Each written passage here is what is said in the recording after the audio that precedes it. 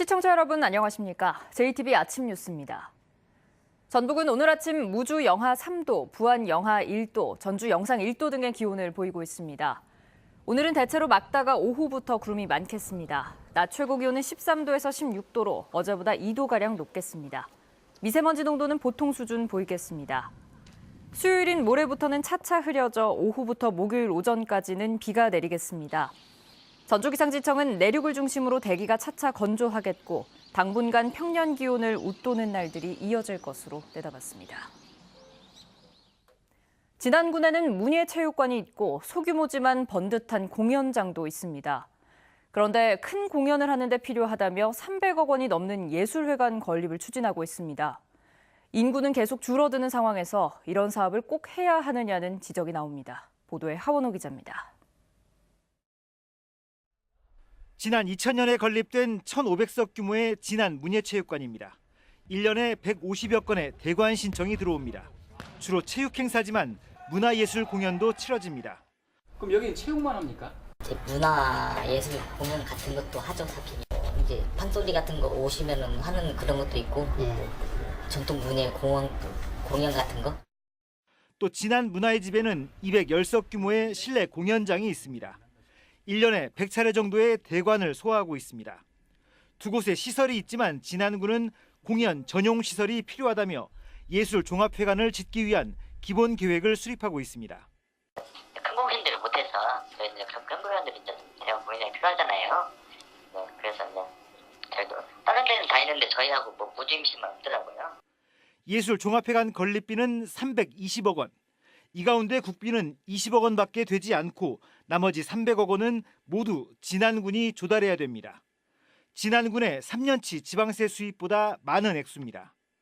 자치단체가 재원이 이제 부족한 상황에서 그런 많은 돈을 가용 재산을 거기다 투여할 수 있는 상황이 아니다라고 보여지는 거고. 지방 소멸을 우려하는 상황에서 내실 있는 살림살이로 지역의 경쟁력을 키우는 것이 먼저라는 지적이 나오고 있습니다. JTBC 뉴스 하원호입니다.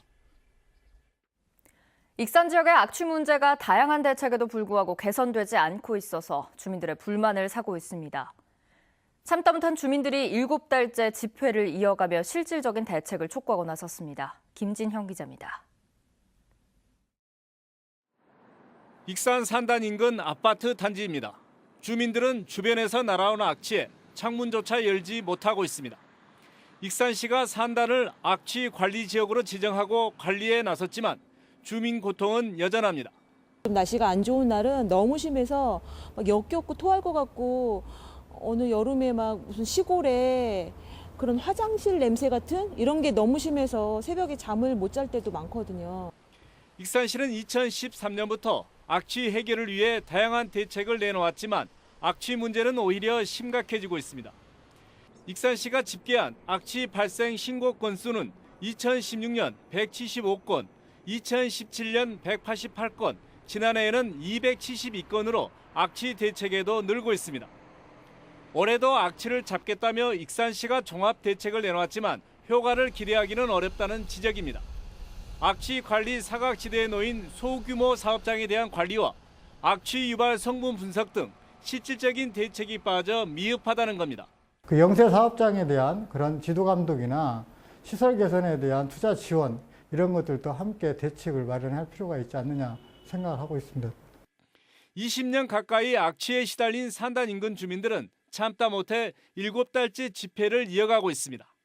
20년 가까이 문제가 계속되고 있던 문제라고 하더라고요. 그럼에도 불구하고 아직까지도 이 냄새에 대한 악취가 해결되지 않고 있다는 건 담당 관련과가 있지만 실제로 움직이지 않고 있다는 거잖아요. 익산시가 악취에 고통받고 있는 주민들의 목소리에 귀를 기울여 효과적인 대책을 추가로 내놓을지 주목됩니다. JTBC 뉴스 김진영입니다. 전북의 전세버스 운전기사 5명 가운데 2명은 60대 이상의 고령 운전사입니다. 사고 위험이 상대적으로 높지만 전세버스 업계는 인력난 때문에 이들을 고용할 수밖에 없는 형편입니다. 주희인 기자입니다. 지난달 26일 무주군의 한 교차로에서 오리엔테이션에 가던 고등학생들이 탄 관광버스가 신호를 기다리던 버스를 들이받았습니다. 이 사고로 학생 24명이 다쳐 병원으로 옮겨졌습니다. 저 앞차가 이제 갑자기 신호를 보고 멈췄는데 그거를 발견 못하고 부딪힌 거거든요. 내리막길인 이곳 교차로에서 브레이크를 제때 잡지 못해 사고가 난 건데 사고로 인해 운전기사는 70살로 만 65세 이상의 고령 운전자였습니다. 전세버스 운전기사의 고령화는 심각한 수준입니다. 올해 1월 기준 전북의 버스기사 가운데 60, 70대가 차지하는 비율은 26%. 전세버스 기사만 놓고 보면 42%로 훨씬 많습니다. 전세버스 기사의 한 달 기본급은 100만 원 남짓. 급여도 낮고 버스업계에 불황이 닥치면서 젊은 층이 이를 기피하기 때문입니다. 젊은 분들 같은 경우에는 그냥 공장 가서 예를 들어 생산직 가서 8시간만 해도 지금 한 170여만 원 보장이 되잖아요. 기다려 주는 것 같아요. 근데 여기 경우 100만 원인데 더군다나 일도 없어가지고 다 놀고 있는데. 운전자 과실로 발생한 사고 가운데 가장 많은 14.2%는 70대 이상 운전자가 낸 사고입니다. 지난해부터 근로기준법 개정으로 운전기사들의 근무 시간이 52시간으로 줄면서 전세버스 업계의 인력난과 함께 고령화 문제도 갈수록 심각해지고 있습니다. JTB 뉴스 주혜인입니다. 산수유로 유명한 남원 용궁마을에 산수유가 꽃망울을 터뜨렸습니다. 군산시가 지역 내 모든 어린이집에 공기청정기를 설치했습니다. 오정현 기자입니다. 지리산 자락에 자리 잡은 작은 산골마을. 봄의 전령사 산수유가 산노란 꽃망울을 터뜨렸습니다. 용궁마을 산수유 군락지에는 100년 이상의 산수유 나무 마녀 그루가 자라고 있습니다. 아침 저녁으로는 많이 쌀쌀한데 노란 산수유꽃을 보니까 봄이 온 것 같아서 너무 좋고요. 가족들이랑 다음에 한번 꼭 다시 와보고 싶어요. 산수유꽃이 만개하는 오는 23일부터는 이곳에서 제10회 지리산 산수유 축제가 열립니다. 군산시가 미세먼지로 인한 어린이 건강을 보호하기 위해 관내 어린이집 157곳에 공기청정기 569대를 설치했습니다. 군산시는 어린이집마다 미세먼지 담당자를 지정해 고농도 미세먼지 발생에 대비한 행동 요령도 교육시킬 계획입니다. 복분자와 한우 등 고창의 특산품을 홍보하는 행사가 서울 유명 백화점에서 열렸습니다. 고창군은 복분자에 안토시아닌 등 항산화 물질이 풍부해 피로회복에 효능이 있다며 고창 농산물에 대한 관심을 당부했습니다. 임실군이 올해 34억 원의 사업비를 들여 1,293명의 노인에게 일자리를 제공합니다. 이들은 앞으로 노인 돌보기와 환경봉사, 문화재 보호활동, 공공시설 관리 사업 등에 참여하게 됩니다. JTB 뉴스 오정현입니다. 오는 19일 전라북도 공기업과 출연기관 최초로 전북개발공사 사장 후보자에 대한 인사청문회가 실시됩니다. 이번 인사청문회는 전라북도의회 문화건설안전위원회 등 11명의 의원이 김천환 사장 후보자에 대해 도덕성과 업무능력 부문으로 나누어 검증 절차를 진행할 예정입니다.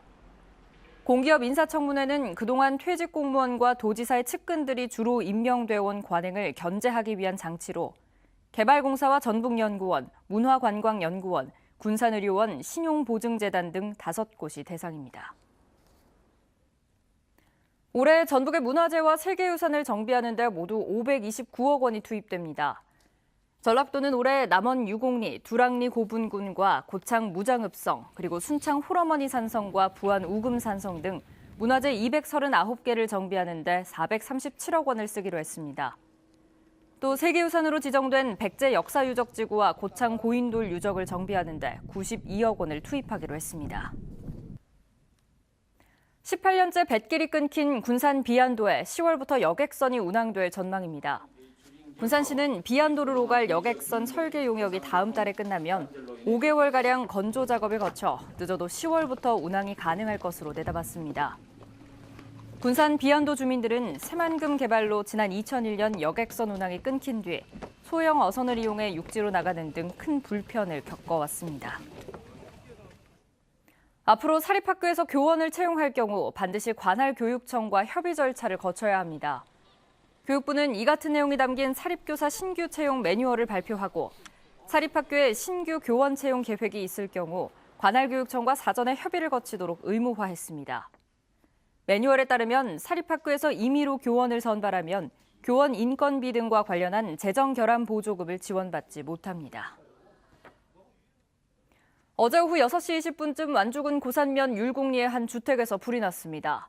집주인이 바로 대피하면서 인명피해는 없었지만 이 불로 주택 내부 99제곱미터가 모두 타 소방서 추산 8,800만 원의 재산 피해가 났습니다. 경찰과 소방당국은 정확한 화재 원인을 조사하고 있습니다.